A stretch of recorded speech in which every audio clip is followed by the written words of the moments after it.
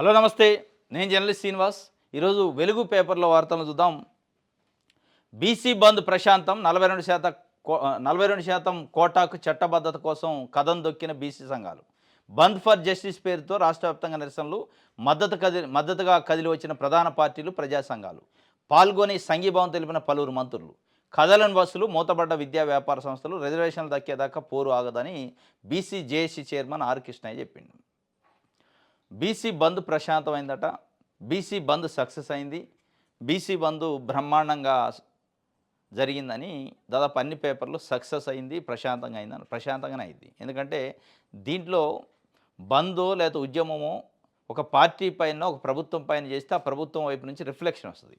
ఇది ఎవరి పైన చేశారంటే రాష్ట్ర ప్రభుత్వంలో ఉన్న పార్టీ, కేంద్ర ప్రభుత్వంలో ఉన్న పార్టీ అన్ని మద్దతు ఇచ్చినాయి దీనికి. ఇక ప్రశాంతం కాబట్టి ఏముంటుంది ఇందులో? బంద్ ప్రశాంతమైంది, బంద్ సక్సెస్ అయింది. మరి జస్టిస్ వచ్చిందా? బంద్ ఫర్ జస్టిస్ అన్నారు. జస్టిస్ వచ్చిందా, వచ్చే వాతావరణం ఉందంటే అసలు దానికి ఒక బ్లూ ప్రింట్ లేదు. ఇటు కాంగ్రెస్ పార్టీ కానీ, అటు బీజేపీ పార్టీ కానీ బంద్లోకి వచ్చినాయి.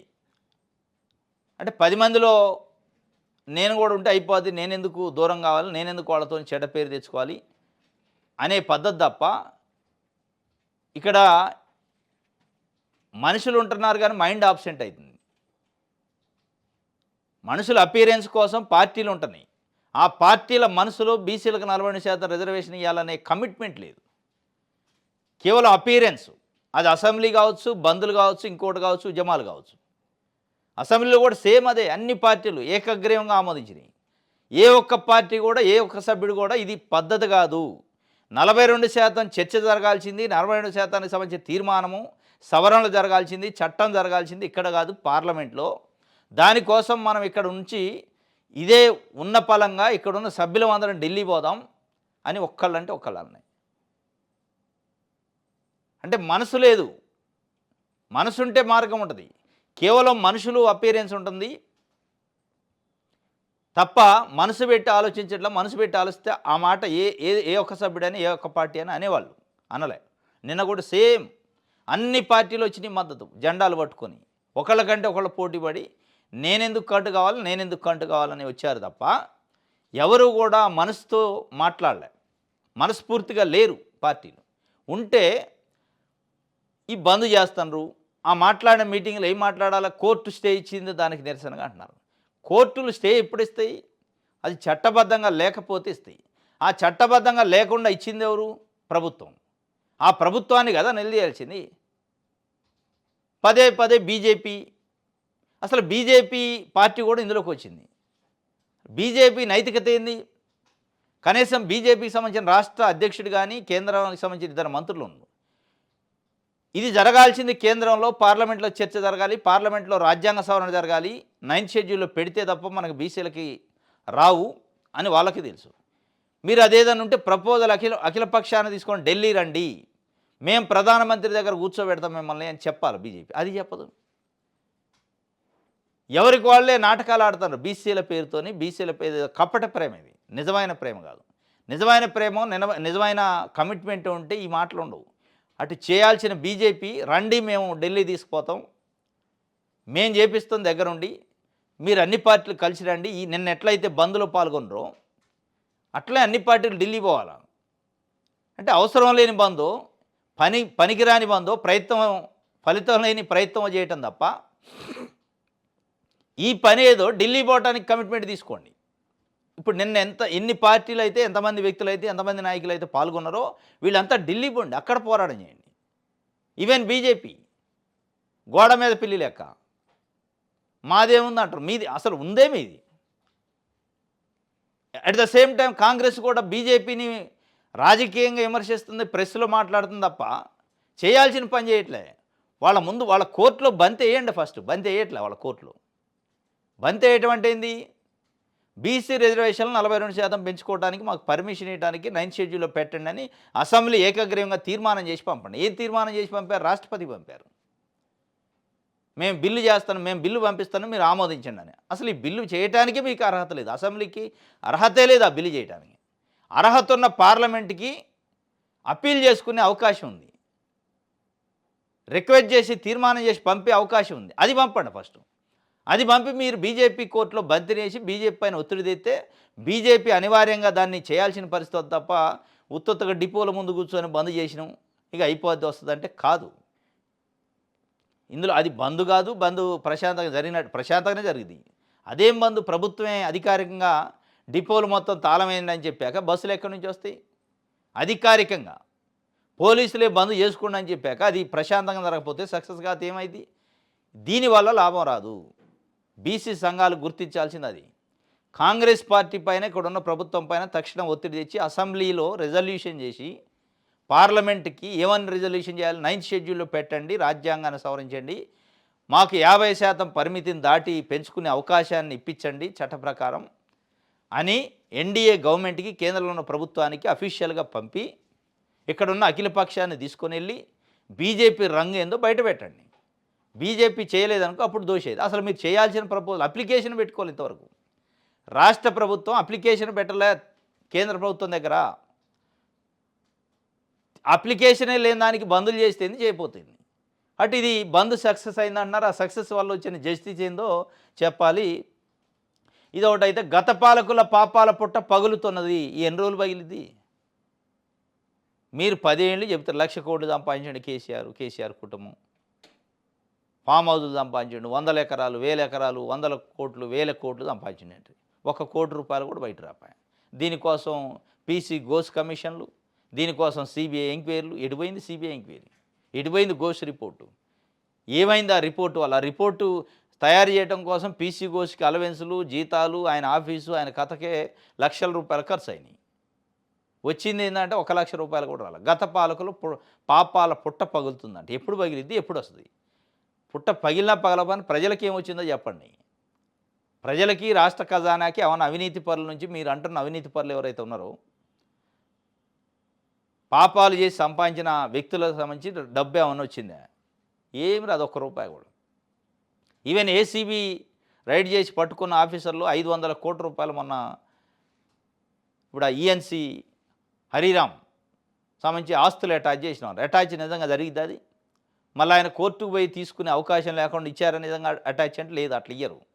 చిన్న మెలకు ఉంచుతారు అక్కడ.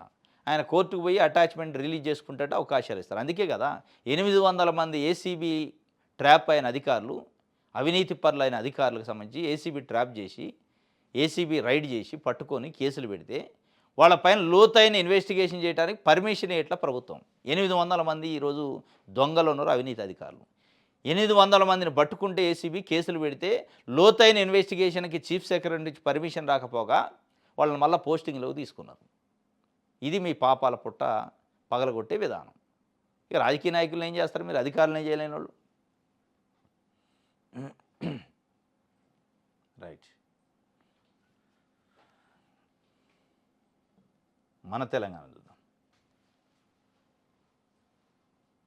తల్లిదండ్రుల బాగోగుల కోసం ప్రత్యేక చట్టం తెస్తాం, తల్లిదండ్రులు పట్టించుకోకపోతే జీతంలో కోత విధిస్తాం, ఆ మొత్తం వారి ఖాతాలో జమ చేస్తాం. కొత్త చట్టం రూపకల్పనకు అధికారులతో కమిటీ. గత ప్రభుత్వం నిరుద్యోగులను పట్టించుకోలేదు.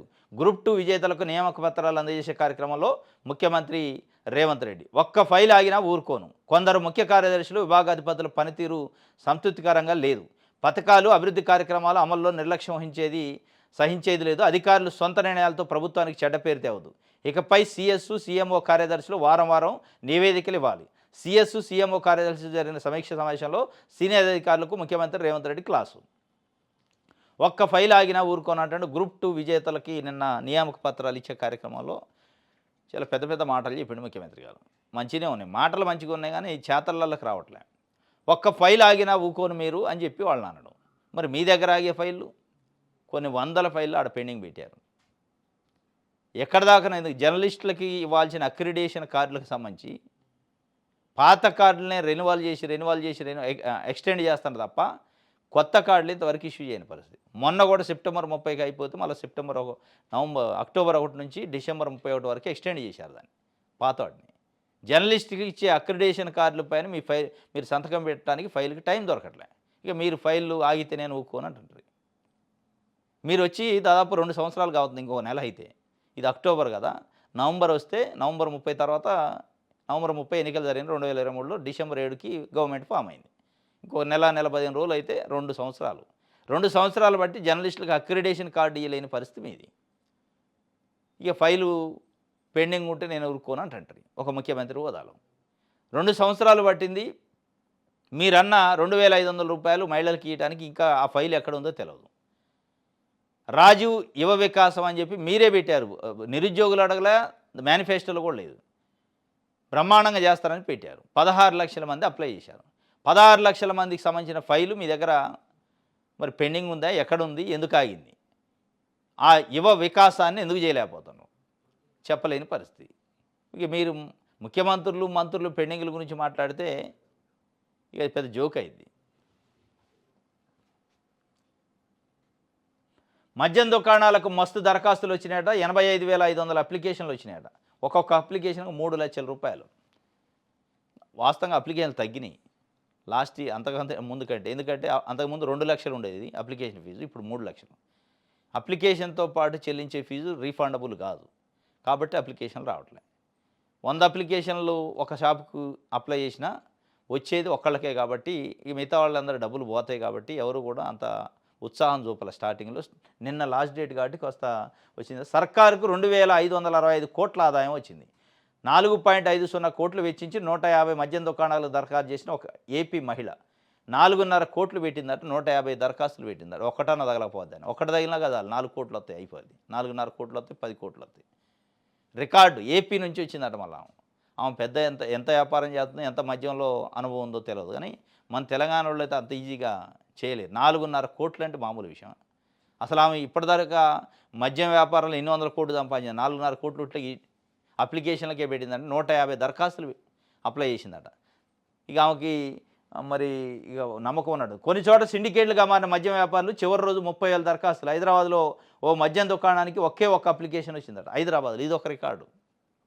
హైదరాబాద్లో మద్యం దుకాణానికి ఒకటి రావడం అంటే మామూలు విషయం కాదు. అది ఎక్కడ ఏరియా ఎక్కడ కానీ ఒకటి వచ్చిందట. అయిపోయాయి వాని అదృష్టం తట్టింది పో.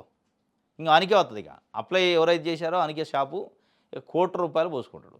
ఇది ఒక పెద్ద దందా అయింది. టంచనగా గవర్నమెంట్ అమలు చేస్తుంది తెలుసా. మద్యంకి సంబంధించి అది రెన్యువల్ అయిపోతుందంటే ఒక నెల రోజుల ముందే నోటిఫికేషన్, నెల రోజుల ముందే ఎక్సర్సైజ్ అంతా ఉంటాయి. అదే ఒడ్లు పంట వస్తుంది, దాని దుకాణాలు తెరవాలి, కొనుగోలు కేంద్రాలంటే వీళ్ళు సగం అమ్ముకున్నాక రైతులు, లేదా పెసలు వస్తున్నాయంటే సగం అమ్ముకున్నాక రైతులు, మొక్కజొన్నలు వస్తున్నాయంటే సగం అమ్ముకున్నాక రైతులు, సగం అమ్ముకున్నాక అప్పుడు ఇక దులుపుకొని లేస్తుంటారు. ఆ వ్యవసాయ శాఖ మంత్రి ఏం చేద్దాం, ఎట్టెట్ట పంట కొనుగోలు కేంద్రాలు ఎప్పుడు పెడదాం, సగం అమ్ముకున్నాక. అదే మద్యం దుకాణాలు అనుకో, ఒక 2 నెలల ముందు నుంచే ఎక్సైజు, లైసెన్స్ అయిపోగదాలకి 2 నెలల ముందు నుంచే నోటిఫికేషన్ ఇస్తారు, దరఖాస్తులు తీసుకుంటారు. అంత అటెన్షన్ ఉంది మద్యం పైన, ఎందుకంటే ఆదాయం వస్తుంది కాబట్టి. అదే పేద పిల్లలకు సంబంధించి ఏదన్నా స్కాలర్షిప్ ఇవ్వాలంటే, రెన్యువల్ చేయాలంటే దానికి నానా తంటాలు. ఇది అన్నమాట. మొత్తానికైతే మద్యం దుకాణాలకు సంబంధించి దీనిపైన హైకోర్టులో ఒక పిటిషన్ వేశారు.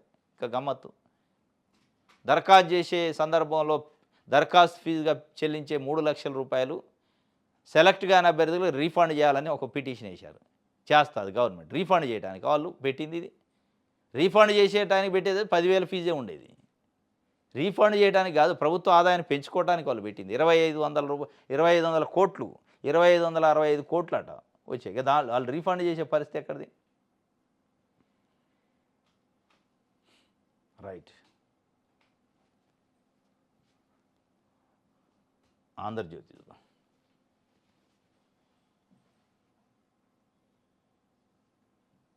బంద్ సక్సెస్, బీసీ బంద్ సక్సెస్ అయిందట.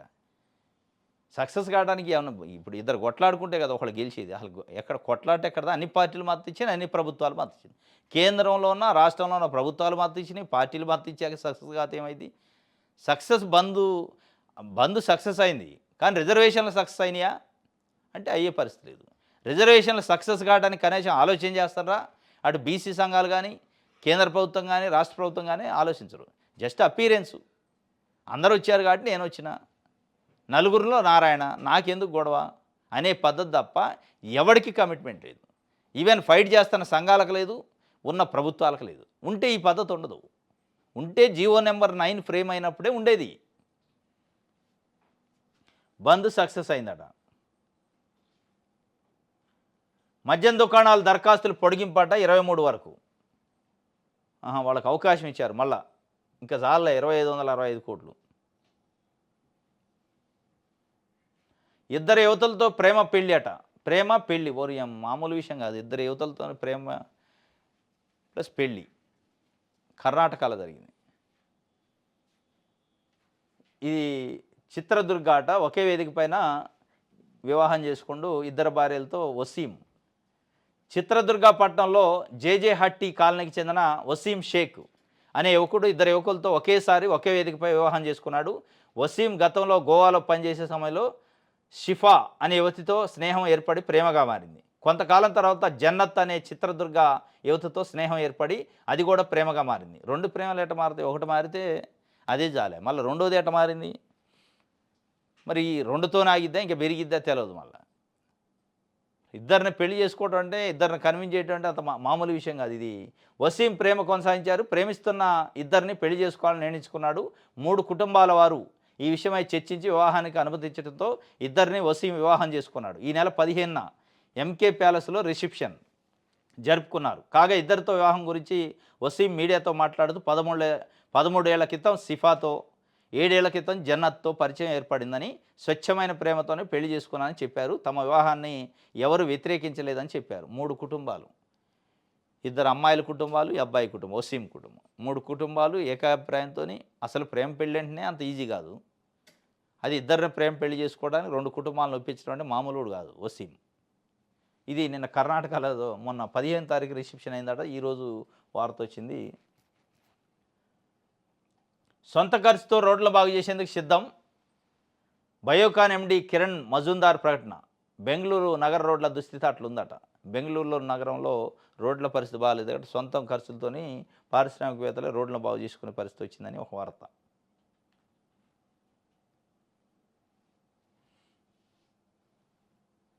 రైట్, సాక్షి చూద్దాం.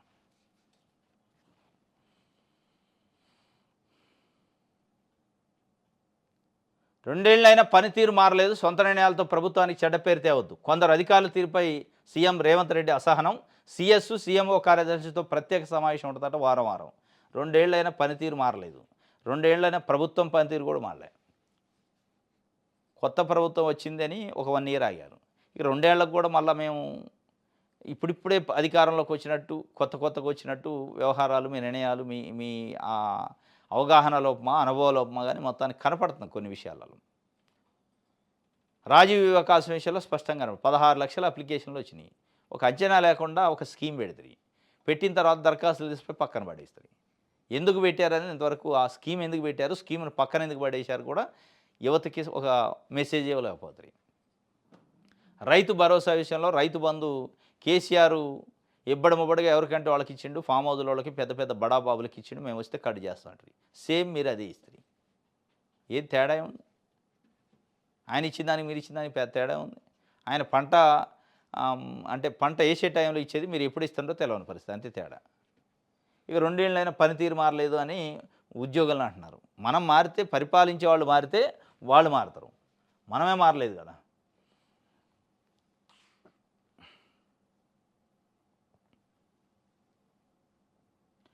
పత్తి కొనుగోలు మరింత రేటట. ఇప్పటికీ తెరుచుకొని సీసీఐ కొనుగోలు కేంద్రాలు. రాష్ట్రంలో 220 జిన్నింగ్ మిల్లుల కొనుగోళ్లకు ఎంపిక.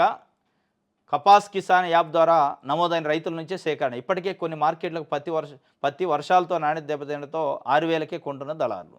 పత్తి కొనుగోలు అయితే మరింత లేట్ అయిందట. మద్యం దుకాణాల టెండర్లు లేట్ అస్సలు కావు, నిమిషం కూడా లేట్ కాదు. ఇంకా వాళ్ళకి మళ్ళీ 23 వరకు పెంచారు. ఎందుకంటే పండుగ సెలవులు వచ్చినాయి కదా. దరఖాస్తు చేసుకునే వాళ్ళకు 23 వరకు పెంచారు.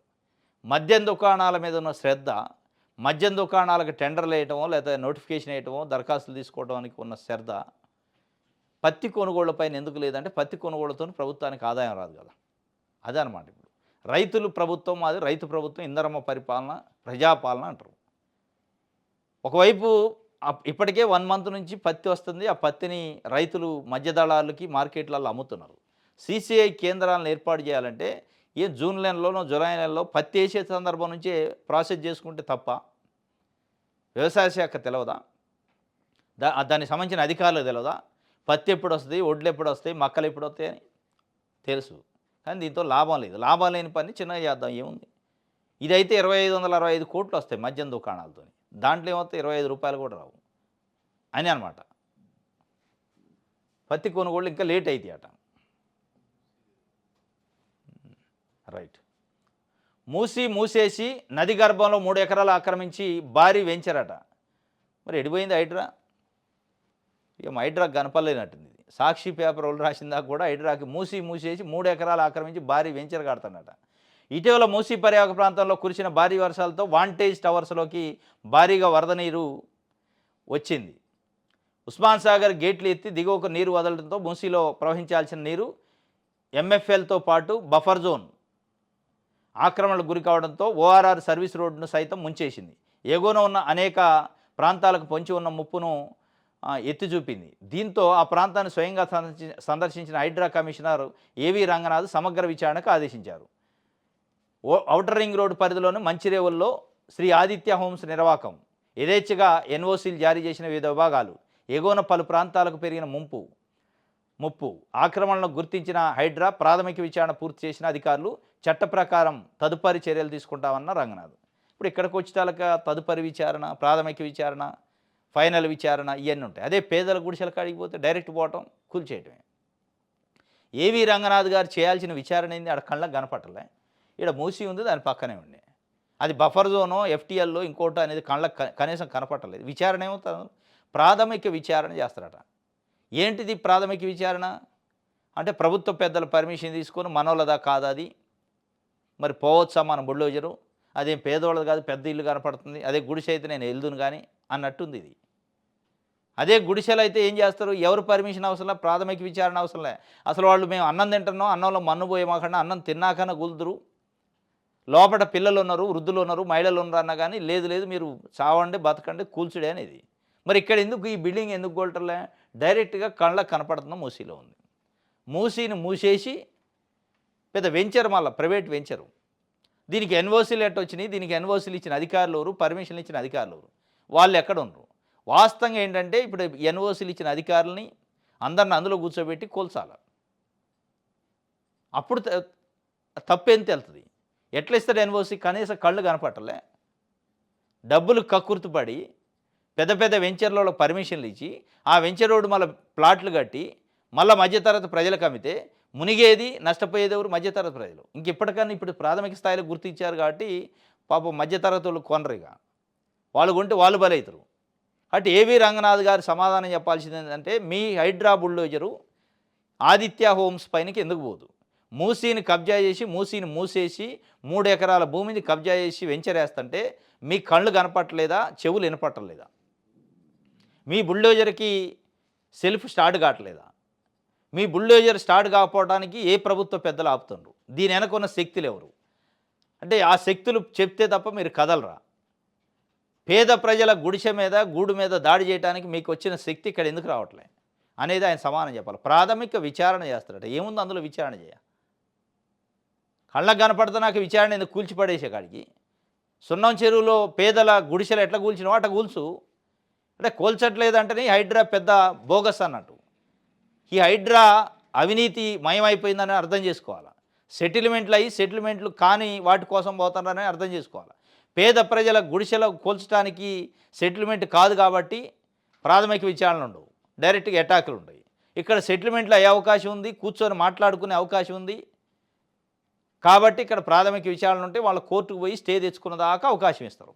ఇది అన్నట్టు ప్రాథమిక విచారణ అంటే ఏం లేదు. ఆడ ప్రాథమిక విచారణ మీన్స్ ఒక నోటీస్ ఇస్తారు, ఆ నోటీస్ పైన ఆయన కోర్టుకు పోతారు, స్టే తెచ్చుకుంటాడు. ఇక వాళ్ళు స్టే తెచ్చుకుని నేనేం చేయాలంటాడు. ఇదే అవకాశాన్ని పేద ప్రజలకు ఎందుకు ఇయ్యరని పేదోళ్ళు అడుగుతున్నారు. ఇది అట మూసేసి కబ్జా ఆంధ్రప్రదేశ్. ప్రతి ఉద్యోగి ఓ రేవంత్ కావాలట. మీరే నా బలగం. రేవంత్ ఎందుకు? నేను మళ్ళీ ముఖ్యమంత్రి కాకపోవచ్చు, చేసిన మంచి పనులు చిరస్థాయిగా నిలుస్తాయి, ఇక రాష్ట్ర భవిష్యత్తు అంధకారం కానివ్వం, మళ్ళీ ముఖ్యమంత్రి కాకపోవచ్చు అని కూడా చెప్తుండు ముందే. ప్రతి ఉద్యోగి ఓ రేవంత్ కావాలట. దేనికి రేవంత్ కావాలా? రేవంత్ రాజకీయ నాయకుడు, ఉద్యోగి. ప్రతి ఉద్యోగి అయితే చాలు. ప్రతి ఉద్యోగి ప్రజల కోసం పనిచేసే ఉద్యోగులు అయితే చాలు. రేవంతులు కావాల్సిన అవసరం లేదు.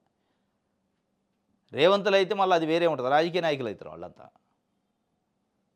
కాబట్టి ప్రతి ఉద్యోగి ప్రజల కోసం పనిచేయాలి, ప్రజల కోణం ఉండాలి, సేవా దృక్పథం ఉండాలి ఉద్యోగికి.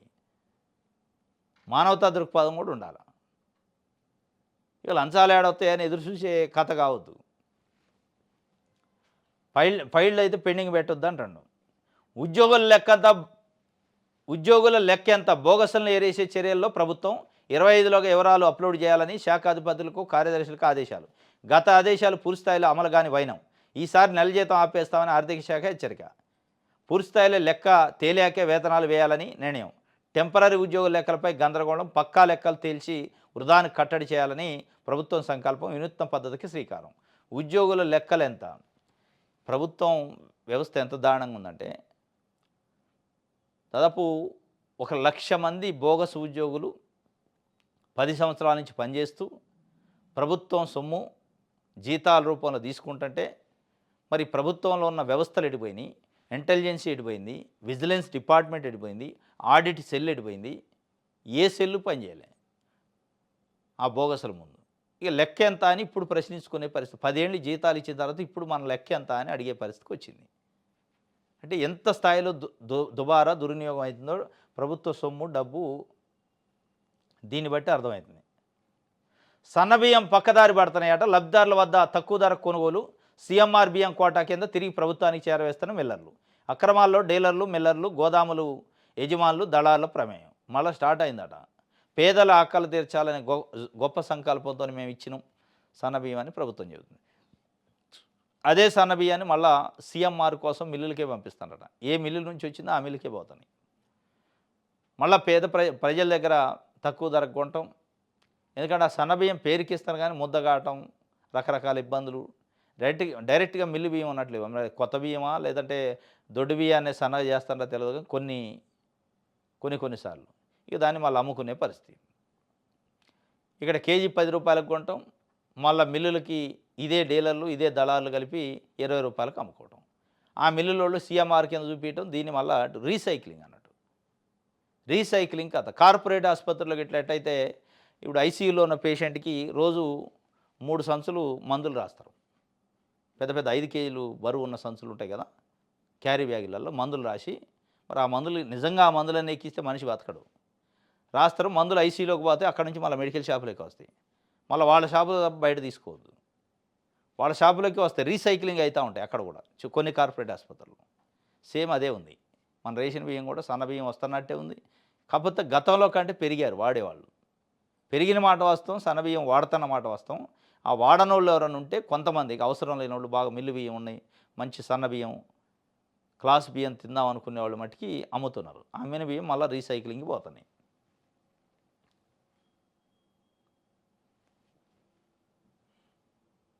రైట్. ఆదాబ్ హైదరాబాద్ చూద్దాం. ప్రభుత్వ ఖజానాకు శటకోపం. శంషాబాద్లో 23 ఎకరాల అక్రమ రిజిస్ట్రేషన్. వ్యవసాయ భూమికి వ్యవసాయతర రిజిస్ట్రేషన్, నాలా కన్వర్షన్ లేకుండానే కోట్ల విలువైన భూమికి డెవలప్మెంట్ అగ్రిమెంట్. మున్సిపాలిటీ పర్మిషన్ ఇస్తుంది, నాలా కన్వర్షన్ అక్కర్లేదని ఎస్ఆర్ఓ చెప్పిండట. నాలా ఉత్తర్వులు ఇవ్వలేదన్న తహసీల్దారు. డాక్యుమెంట్ నెంబరు 66/19/2025ను రద్దు చేసి క్రిమినల్ కేసులు పెట్టాలని డిమాండ్. ప్రభుత్వానికి శటకోపం పెట్టారట. ఖజానాకు 23 ఎకరాల అక్రమ రిజిస్ట్రేషన్. వ్యవసాయ భూమికి వ్యవసాయతర నాన్ అగ్రికల్చర్ ల్యాండ్గా రిజిస్ట్రేషన్ చేసి దానికి కొన్ని ప్రొసీజర్ ఉంటుంది. నాన్ అగ్రికల్చర్ ల్యాండ్గా అగ్రికల్చర్ ల్యాండ్ కన్వర్షన్ చేయాలి. నాన్ అగ్రికల్చర్ కంటే ఆర్డీఓకి అప్లికేషన్ ఇస్తే ఆర్డీఓ ఎంఆర్ఓతో ఎంక్వైరీ చేయించి వాళ్ళు చేసే నాన్ అగ్రికల్చర్ యాక్టివిటీ ఏంటి, ఏమైనా బిజినెసా, గోడమా, లేకపోతే వెంచర్ వేస్తారా చూసుకొని దానికి కొంత నాన్ అగ్రికల్చర్ ల్యాండ్ కన్వర్షన్ చేయాలంటే అగ్రికల్చర్ నుంచి ఒక 10% ల్యాండ్ని ప్రభుత్వానికి ఇవ్వాలి. ఆ ప్రభుత్వం అక్కడ ఉండే రేపు మీరు వేసే వెంచర్లో కమ్యూనిటీకి కావాల్సిన కమ్యూనిటీ పర్పస్లో కావాల్సిన స్కూలో, బిల్డింగ్లో, లేదా ఇంకోటి హెల్త్ సంబంధించిన బిల్డింగో నిర్మించుకోవడానికి ఆ 10% వాడతారు కమ్యూనిటీకి. దానికోసం అట్లా పెట్టింది. కొంత ఫీజు చెల్లించాలి, 10% ల్యాండ్ను కూడా ప్రభుత్వానికి ఇవ్వాలి. ఇది ఏది లేదు, డైరెక్ట్ నాలా కన్వర్షన్ లేకుండా రిజిస్ట్రేషను నాలా కింద చేసేసి వెంచర్ వేసి, అంటే ప్రభుత్వానికి రావాల్సిన సొమ్ము మొత్తం శటకోపం పెట్టారు. 10% ల్యాండ్ ఎగ్గొట్టారు, చలానా ఎగ్గొట్టారు, డిపాజిట్ చేయాల్సిన అమౌంట్ ఎగ్గొట్టారు. దీనికి ఒక ఎంఆర్ఓ, ఒక ఎస్ఆర్ఓ ఇద్దరు కలిసి అవినీతి దాంట్లో మునిగి చేసిన కథ. ఇప్పటికే శటకోపాలు ఎక్కువైనాయి. ఇది ఒక శటకోపం. ఇది ఆదాబ్ హైదరాబాద్ సంబంధించి. ఇది ఈరోజు న్యూస్ అనాలిసిస్. రేపు తాజా వార్తలతోని తిరిగి కలుసుకుందాం. Thank you.